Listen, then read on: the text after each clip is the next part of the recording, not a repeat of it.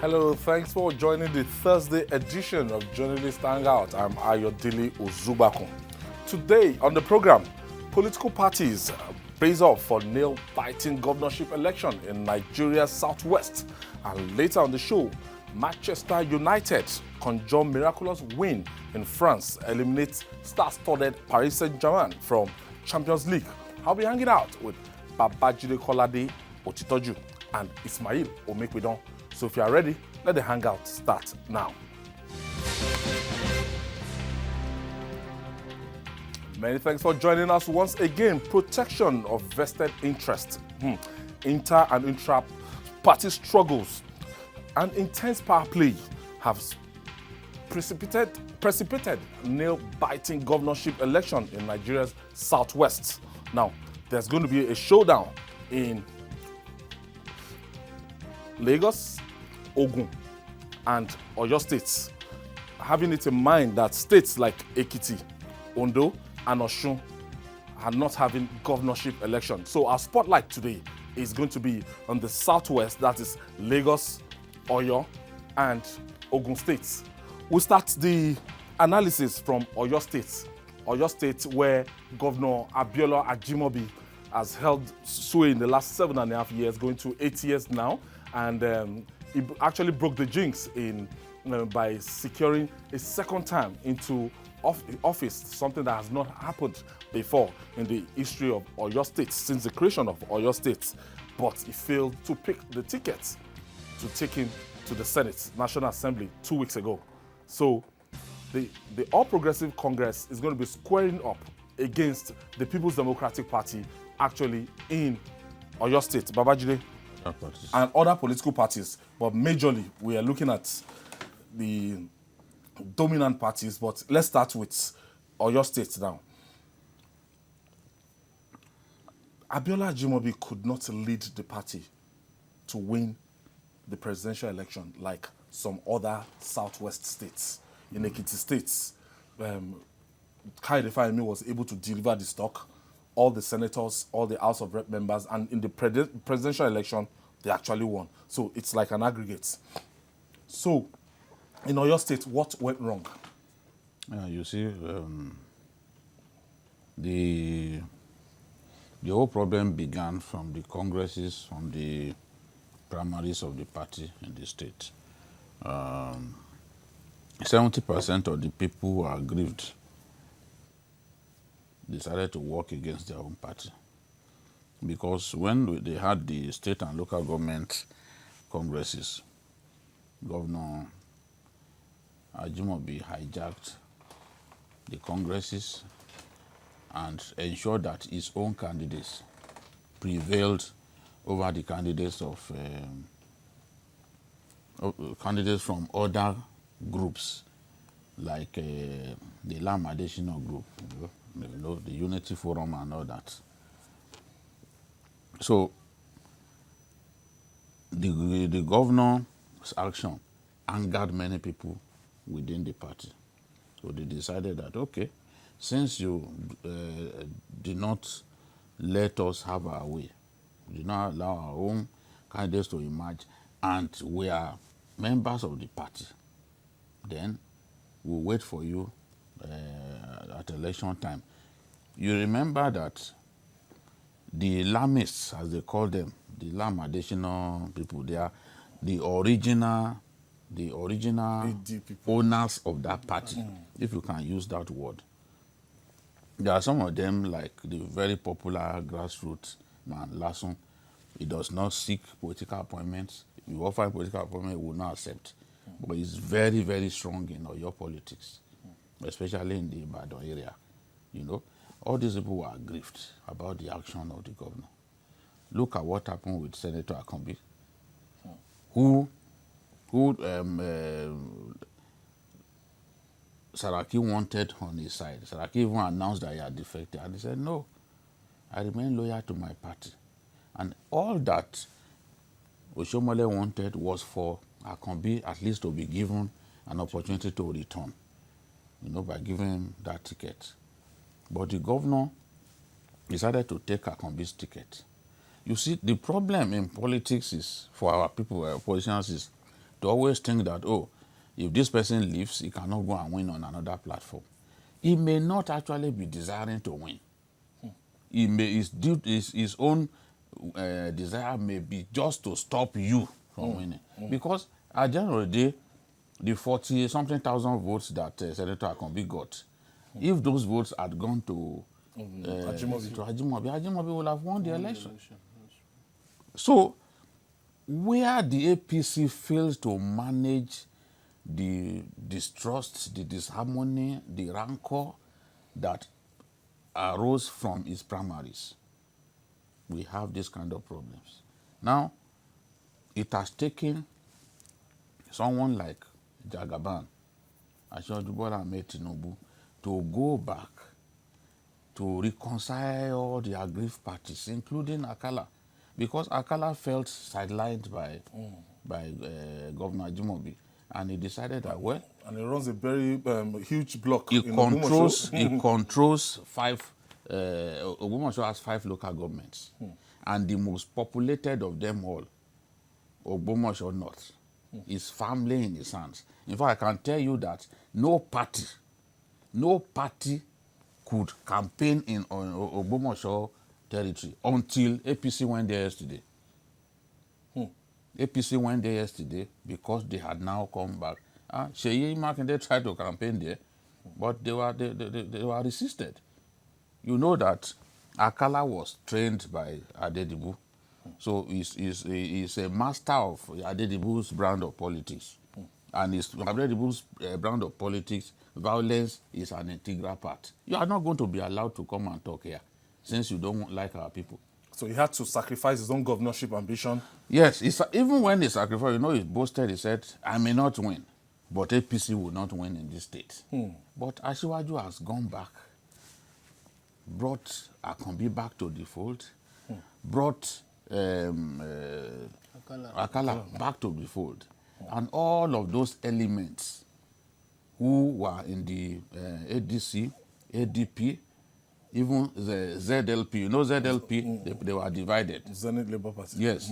While the former governor, Ladoja, preferred to support Seyi Makinde, the ESCO, members of the ESCO said no. So Asiwaju has been able to harvest the disagreement between those groups and bring them back to the APC fold. And they've done something sensible, allowing the governor to lie low. So you are not going to see Governor Ajimobi campaigning for Adelabu, because that could further incense people. So he's lying low. You won't even see him in public at this time. So that is what they are doing. Every party needs people like that who are able to, who have the gift of diplomacy to be able to bring in powerful opponents to come and work for you. In Kebbi State, the PA to the governor, you know, I said it some time ago that nearly everyone in PDP had gone into APC in Kebbi to turn Kebbi effectively into a one-party state. The man who does that, who is the most influential politician in that state now, is Farouk Musa Yaro, the PA to the governor. Is the one who went as far as bringing a former chairman of PDP in the state, Alhaji Bagudo, into the PDP and into the APC. And that's what he's doing. Some of the biggest, you know, that even the former governor of Kebbi State, Dakingari, is also back in, is now in the APC. So when you are able to bring powerful opponents of yours into your party, effectively you positioned yourself to win the election. Ismail, where did Governor Ajimobi, how did he get it wrong? At what point in time? Well, I thought he had everything working for him. He won a second time, unprecedented and everything. Well, you know, in Yoruba parlance, we have this proverb.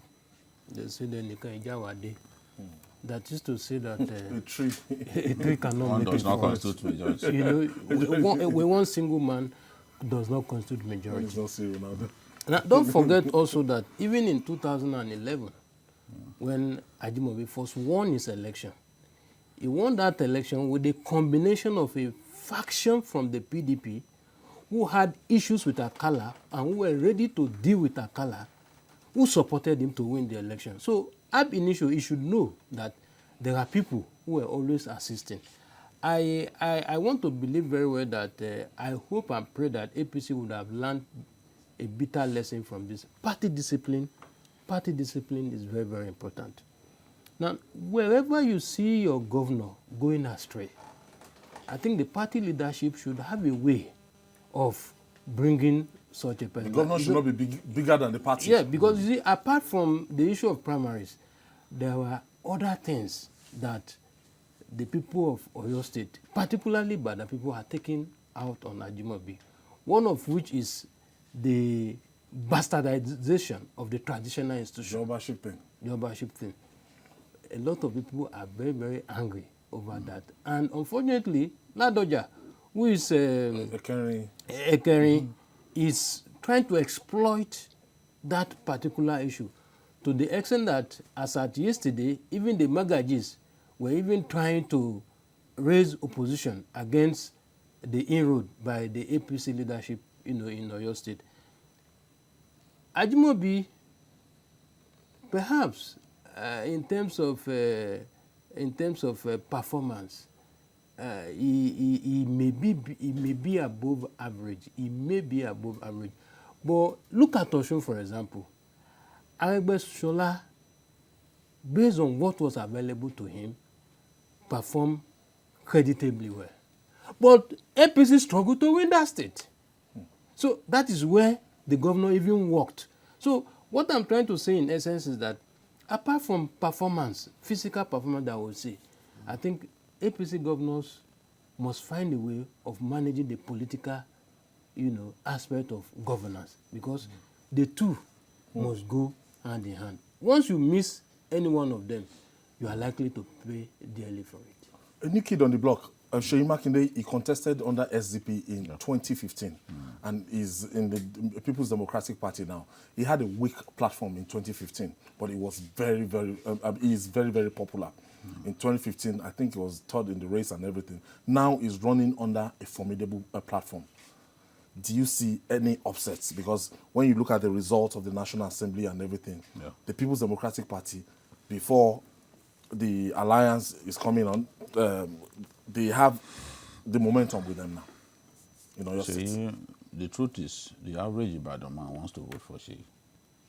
And it is due largely to the conflict between the governor and the and the Olubadan. And for some of them, having Adelabu as governor is like continuation of Ajimobi's leadership, especially the policies that they are not happy about. And then, of course, from the utterances of Ajimobi, he may not be an arrogant fellow. I've said it before, I've met him before. I do not really see him as an arrogant person, but he has a problem with talking. The way he talks will cast him as an arrogant person. So this is something that he has to work on if he wants to continue as a politician. In Oyo State, Ibadans cannot on their own determine who wins the governorship race. If you look at what transpired in 2015, Ladoja defeated Ajimobi in Ibadan. Out of 11 local governments that make up Ibadan metropolis, Ibadan and Kano are peculiar for the number of local governments in the metropolis. Kano has 10 local governments, out of is 44 in Kano metropolis. Ibadan has 11. So out of these 11, Governor Ajimobi won 4. Ladoja won 7. But the truth is, Ajimobi was going to win largely based on the votes of Okeogun, because Okeogun has 10 local governments. Oyo, 4. Ogbomoso, 5. So whoever will win, Okeogun is the battleground. that is the place to hunt for votes. In Oyo, APC is safe in Oyo because they are really strong.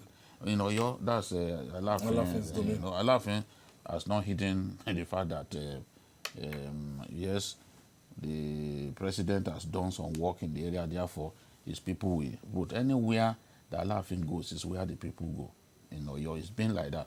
Just as the former Oni of Ife, wherever he goes, the people of Ife go. So APC appears safe in Oyo. Then with Akala coming back on board, depending on whether the people will listen to him, because he swore. Then 2 weeks later, he ate his word and said that, okay, and he raised up the APC candidate's hand. If the people follow Akala the way they've always done, then you can say that Ogbomoso's 5 local governments are firmly in the bag, which gives an edge to the APC. If APC has dominated Ogun in the very recent elections, including this last one, in terms of if you see the performance of the president from that area. So it is these 2 local governments especially, I mean these 2 areas, especially these zones, Ogun zone and Ogbomoso, that will determine who wins the election. So you can actually be strong in Ibadan because that, I believe that Seyi Makinde would win Ibadan. I believe, given what's on ground. But he will need more than simply to win Ibadan to be declared winner. Ibarapa is fluid. Ibarapa, the four councils there could go. If we look at the pattern of voting in the last election, 2 reps here, 2 there. So it could go either way. So it's a very it's a potentially tough battle that is ahead. So, but the 2 parties or the 2 dominant parties, the 2 dominant parties will have to work on Okeogun. And Ogbomoso, Okeogun, those 15 local government between those 2 zones. Where are the power brokers in Oyo politics? Where are they? Where are the, what's the name? Landlaying of this world, Teslim Folarin of this world. As God will have it, they are all divided. Landlaying has dropped his ambition now. Landlaying has dropped his ambition in support for Seyi Makinde. Ladoja too, who initially left PDP out of anger, has raised Seyi Makinde's hand. Ladoja, yes. Teslim is in APC. So effectively, the gladiators will test their strength once more. But if antecedent is anything to go by, the combination of Teslim, Ajimobi, and Co. in the past had defeated the Ladoja forces. Because I recall in 2011, Teslim was shorted seriously to ensure that Ladoja drops his ambition in support of Ajimobi. Even though Teslim was in PDP at the time, but you know there was crisis between his camp and that of Akala's camp. And so they vowed to take it on each other. You know, Teslim was sent to remand over a certain murder, you know. So Teslim effectively teamed up with Ajimobi to defeat the Ladoja group. So if antecedent is anything to go by, I would say that, okay, with what they have on ground, they could still spring, you know, the usual surprise. But like Mr. Babajide said, Oyo State is a battleground as far as the governorship is concerned, because of there seems to be balance of forces on both sides. Babajide, the hottest in the southwest, I would say, should be Ogun State, because we've been able to narrow Oyo State down to APC and PDP, but Ogun State is a lot complex. We have a sitting governor as a senator-elect under the All Progressive Congress, rooting for APM. His godson, Akinade, and he has been all over the place for him, campaigning for him. On the other hand, we have another strong candidate in GNI, ADC. And the third one is Dakwa. Another one is Senator Buruji Buruji Kashamu, Kashamu. according to the court. Yeah. Buruji Kashamu is in the People's Democratic Party. So for another block, Buruji is manning another block. And Dakwa Abiodun of the APC. What are we looking at here in Ogun State?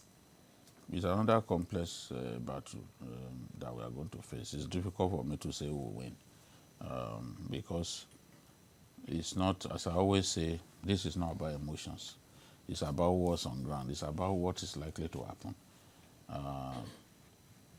Ogun East, the pattern of voting this time around will be different to the presidential election because the combatants are different. And politics, they say, is local, so they know themselves very well. Ogun East will definitely go the way of Buruji Kashamu because, yes, that's where he comes from. So both the APM and the PDP, and the APC, will struggle in that area. I expect that Buruji will win that area. Lekon Mustafa is the senator-elect for Ogun East. Lekon Mustafa was adopted by the APM. It was a rare happenstance.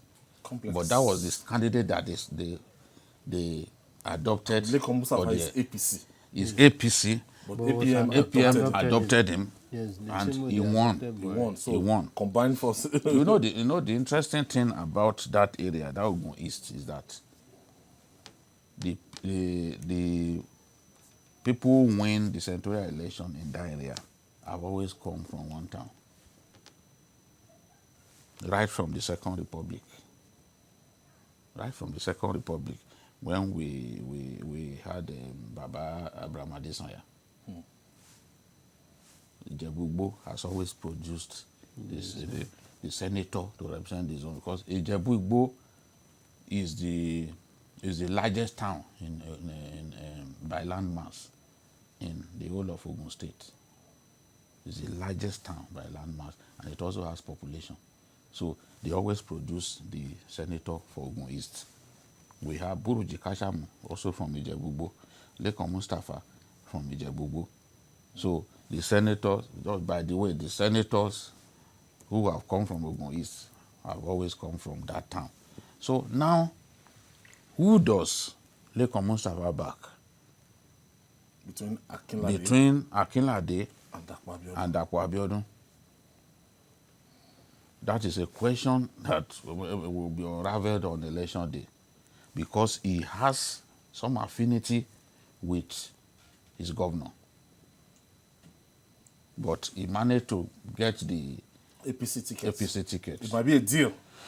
So support you. Who he supports will also play a part. Will also determine the number of votes that goes to either of, to Akinlade on election day. But if we leave Ogun East, Ado Dota has the highest number of potential voters in the whole of Ogun State. Higher than even Abeokuta South. But that area, the contest is going to be complex because the deputy governorship candidate of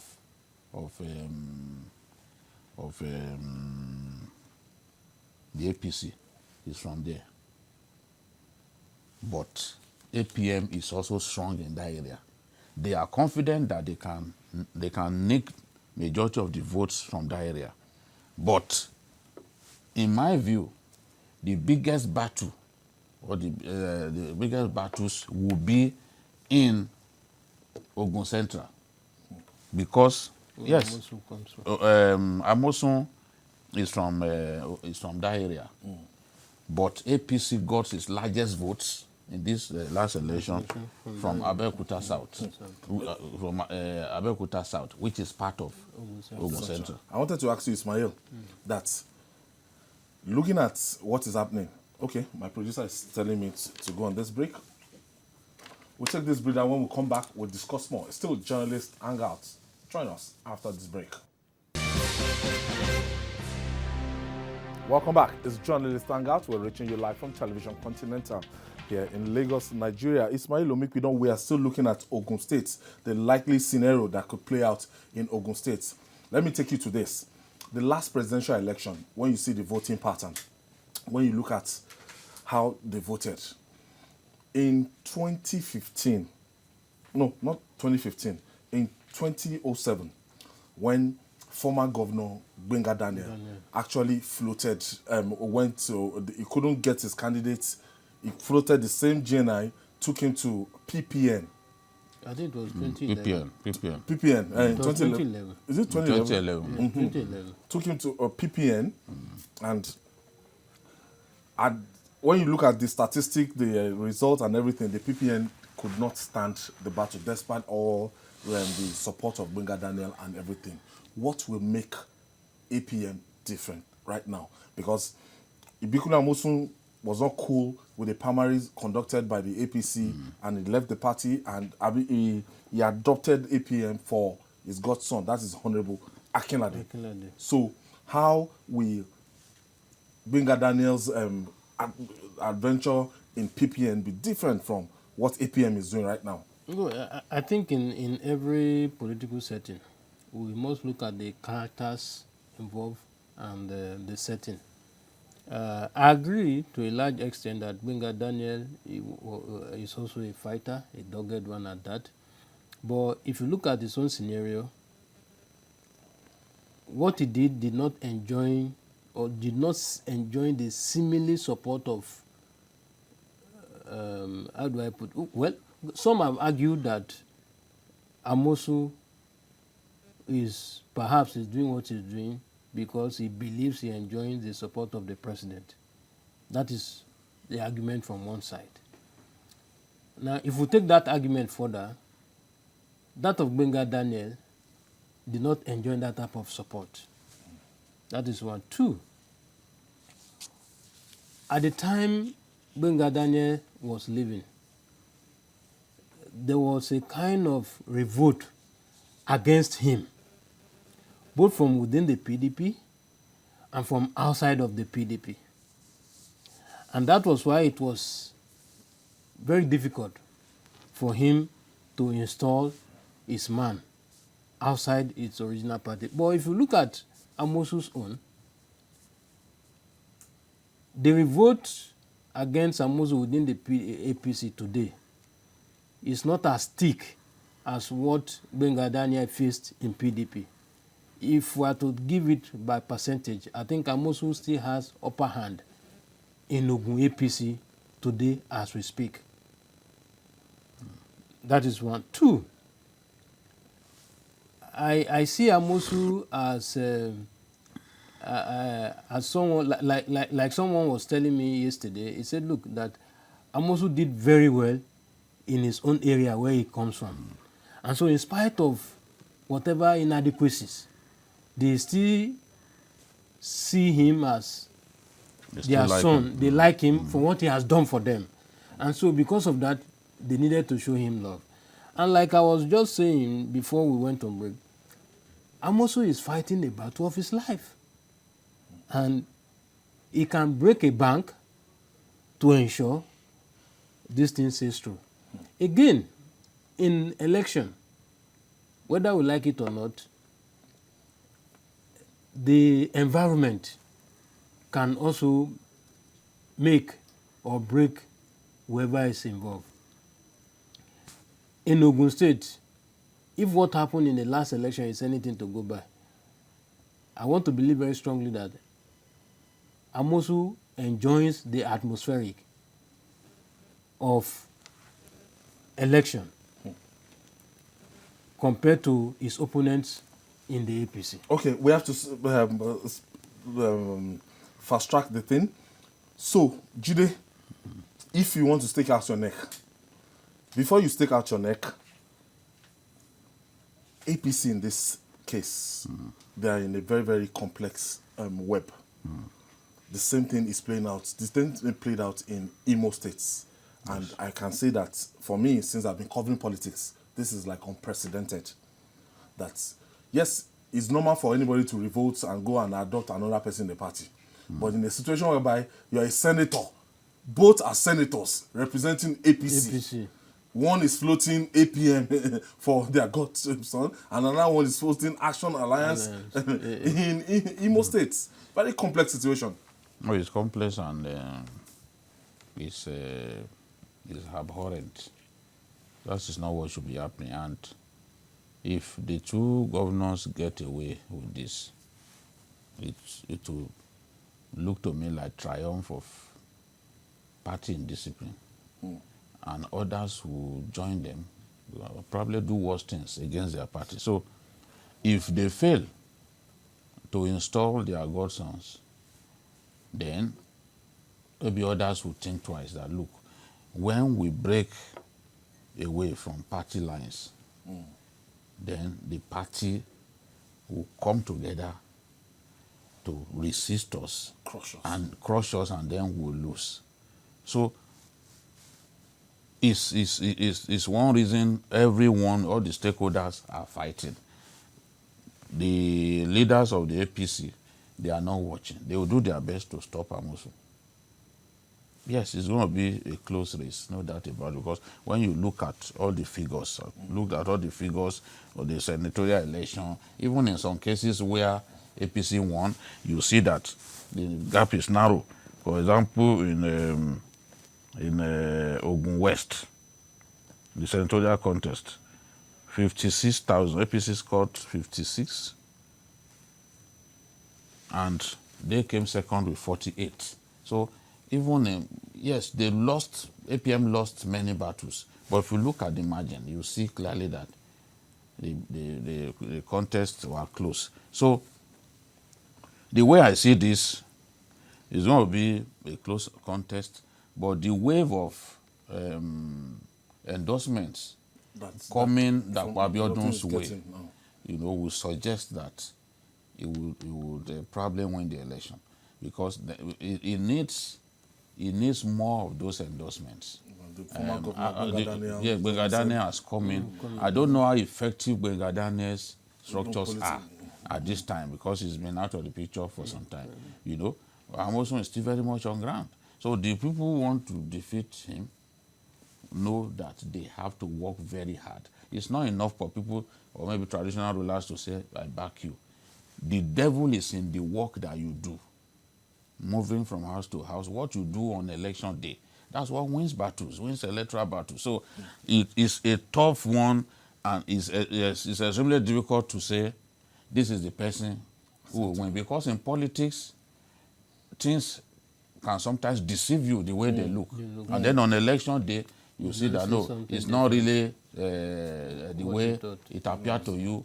And then a few days, in a matter of 2-3 days, things can change significantly. And then someone that you thought would win may eventually lose a contest. So, but it promises to be a very keenly fought battle in Ogun State. Lagos State, since 1999, the days of AD, the AC, ACN, and ACN, then APC, it has been a one-party state. Now, but a lot of people, some people are now coming out now to say, Otoge Lagos. How far can this go? They are saying, Jimmy Agbaje's campaign is saying freedom, that he wants to free Lagos from the hand of the godfather, that's Asiwaju Bola Ahmed Tinubu, that Lagos must be freed. So he's leading that crusade. Let me start by saying that as a Yoruba man from the southwest, born in the north, my first time in Lagos to walk anywhere in the southwest was about 3 years ago. And when I came, each time I come to Lagos and I'm going for holiday, I tell myself that were it possible for every state to be run the way Lagos is being run, I think Nigeria would have progressed beyond, where we are. Talking about Otoge Lagos, whatever. You see, you cannot equate Otoge Kwara with Otoge Lagos for two basic reasons. One, in Lagos, those who claim to be leading the Otoge Lagos, what is their political antecedents? What is their pedigree? Who are they? Because many of them are not even from this at state. the risk of sounding, being called an ethnic jingoist, you cannot come to my house and dictate to me how to run my house. It's not possible. It's either you agree to my terms or you leave me in peace. Now, if an Agbaje or a Dosumu or a Bode George was to be in the forefront of Otoge Lagos, perhaps I may give it some meaning. I may give it some meaning. But when you gather people whose life revolve around, we do apology to some of them, noise making, people who can hardly win their polling unit, and such persons now come to lead the campaign, you know that campaign is dead on arrival. However, the place they are trying to harvest from, I can tell you authoritatively that what they think they will get from there will shock them, because as at 2 days ago, the senator-elect from Abia North, Ojo Okalu, met with a sizable number of the Igbo community in Lagos, preaching to them on the need to support the ruling party in Lagos. Sanwo-Olu, if you look at the campaigns this year, I must say that Agbaje is not even into the campaign the way he was in 2015. let me just thought we have to manage our time, because Jire, on a scale of 1 to 10, Sanwo-Olu, Agbaje, the way Sanwo-Olu has gone into this campaign, forget whoever is adopted or conscripted Sanwo-Olu in the race, but the level of hard work this man has brought into the race, the energy and everything. I look at him, I don't think he sleeps for 6 hours a day. Well, that's not enough. What determines how well you perform is how well the foot soldiers work, how hard the foot soldiers work. I think in Lagos there is a great need to work hard on those areas where the APC did badly in the last election, because they can't deny that they did badly in many areas, and when they sit back and tell themselves the truth. Is it that they did badly, or people did not just turn up to vote? No. I know what I'm talking about, and they are listening to me. They know what I'm talking about. They did badly in some areas in Lagos. Maybe they took things for granted, and you can see now, even if people came, I'm saying that they need to work hard in those areas where they didn't do quite well. That's the point that I'm making, because this is democracy. It's about talking to the people. It's about telling the people that, look, I can do a lot better than this person. Get the votes. Yes. Get them out. We don't do that enough. Asiwaju, where he is, he must be really disappointed that the people, that the APC members didn't do enough on election day. Yeah. Said on their register they have like 3 million people. How come less than 2 million, 1.5 million because, people participated in the exercise? If they had come out the way they came out during the primaries, it's not the votes that they got that day that we'll be talking about. So I'm saying that what they need to do beyond what Sanwo-Olu's message is clear. It's a message of continuity, and he has experience in public service. He served the state so well, Both in private and... The people contesting against him have not had that opportunity. They've not even had a sniff of governance to even know what pressure you encounter when you are in government. I mean, talk is cheap. People can go out and say all kinds of things. But when you bring them to come and serve, they know that it's a completely different environment. It's a completely different scenario. It's a completely different thing entirely to even just simply managing your small business somewhere. So what the APC needs to do in Lagos is to work harder. I'm telling you that if they work harder, you remember what happened in 2011.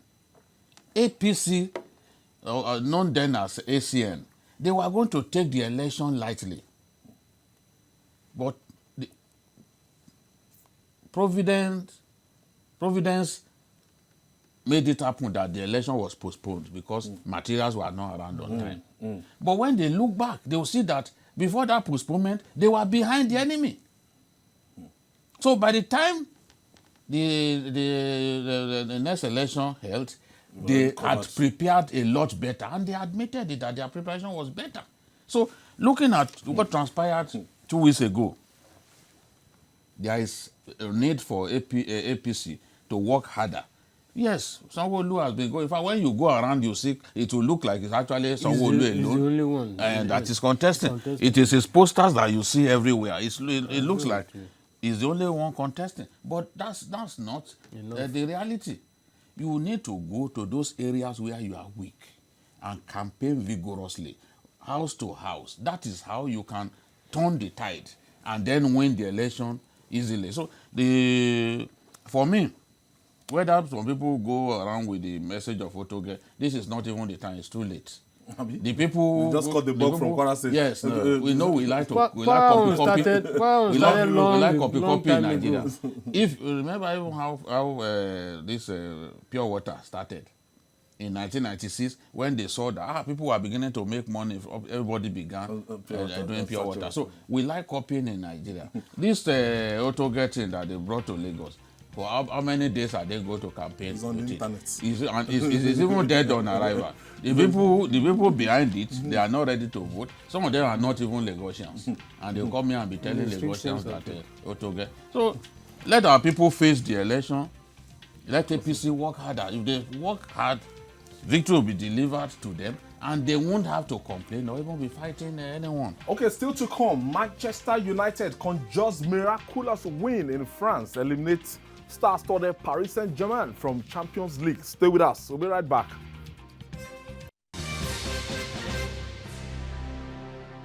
Welcome back. It's still journalist Hangout. In soccer, everything is mathematically possible until the very last second in any given match. English giants Manchester United reenacted their comeback King's pedigree when they conjured a miraculous 3-1 win over star-studded Paris Saint-Germain in France on Wednesday, trailing from 2-0 in the night from the first leg at the Old Trafford. The Red Devils recorded a stunning comeback to tie the fixture at 3-3 aggregate and dumped PSG out of the UEFA Champions League on away goal rules.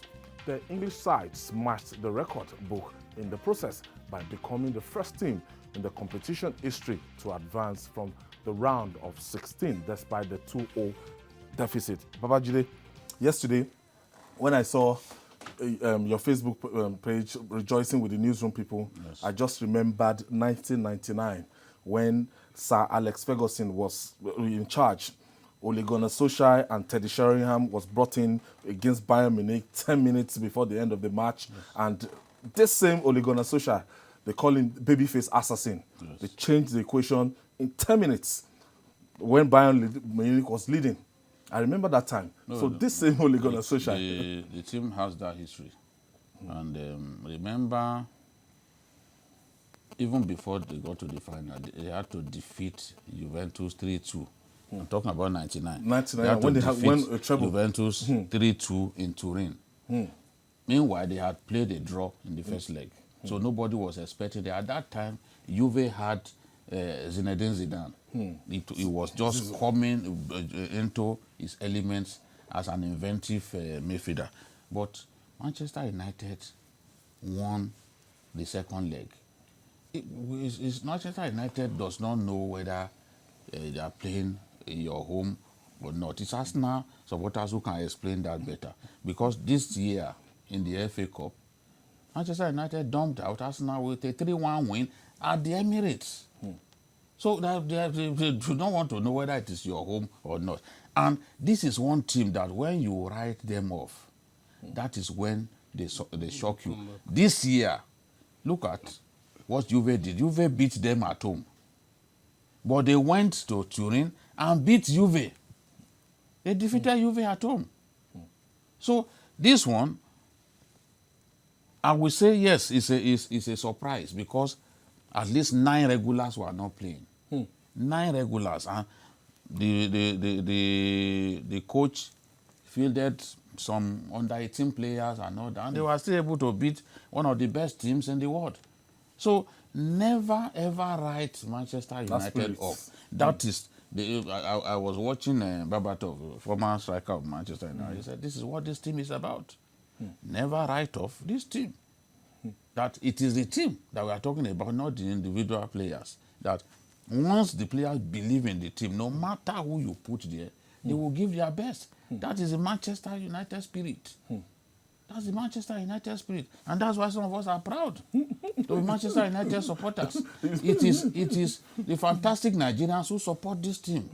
The Asuwaju, Bola Ahmed Tinubu, Babatunde Rajivasola, former MD of Access Bank, Mokwede. These are supporters of Manchester United. I'm sure that yesterday they were in raptures when those goals came in. Ismail, are you a fan of United? Me, I'm not a fan of United.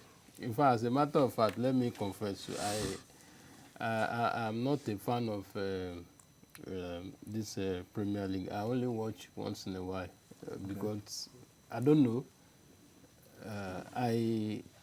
There was a day I was rushing home to watch football. I wanted to watch Ekanemi and Rangers. Oh. So when I got home, when my wife now came here and saw me, say, "Which match are you watching?" Homemade. I said, "This is what." I said, so this was why you were rushing home. But having said that, what transpired yesterday showed clearly that any team that is focused will always get the result. Any team that prepared, and for me, what Manchester did can be taken to any human endeavor, whereby you don't give up until the time is over. Jide, on the last final note, should we go ahead to regularize the appointment of Ole Gunnar Solskjaer? Yes, what he has done so far? I think he is breaking record after record. Even Sir Alex Ferguson's records, he's writing them off. You know, he has the longest sequence of away wins, you know, in the Premiership. So, and you know, he has a way of getting the players to play for him. And those players that we thought were error-prone, people like Chris Smalling, these days they are playing like different players. You ask yourself, and the question people are asking, if Mourinho couldn't do this with these boys, then it means that something is wrong with him. So he has shown that he has to be given that job.